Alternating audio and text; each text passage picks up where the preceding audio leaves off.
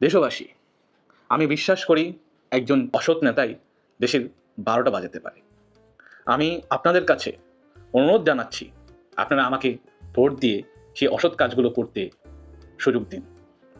আমার দল যদি নির্বাচিত হয়, তাহলে আমার প্রথম কাজ হবে দেশের ১২টা বাজিয়ে প্রত্যেকটা জায়গায় দুর্নীতি করে, টাকা মেরে নিজের উন্নতি করা।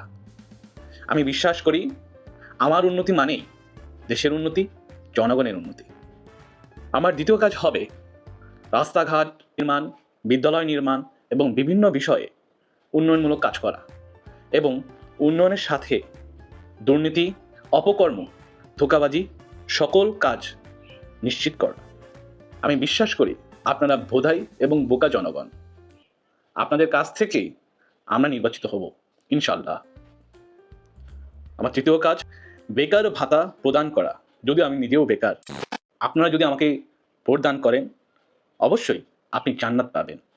সেটার সার্টিফিকেট আমরাই আপনাদের ঘরে পৌঁছে দিব। দেশে অনেক গরিব ফ্যামিলি রয়েছে যারা ঠিকমতো খাদ্য কিনতে পারে না, যারা নিত্য প্রয়োজনীয় জিনিস কিনতে পারে না। তো তাদের জন্য আমরা ফ্যামিলি কার্ড ইস্যু করব এবং সবাইকে সারা বাংলাদেশে ৪ কোটি মানুষের কাছে সেটা বিলিয়ে দেব। কিন্তু এটা আমরা আদৌ প্রদান করব কিনা সেটা সময়ই বলে দেবে।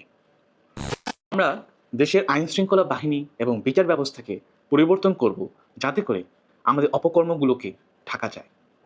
আর জনগণের বিষয়ে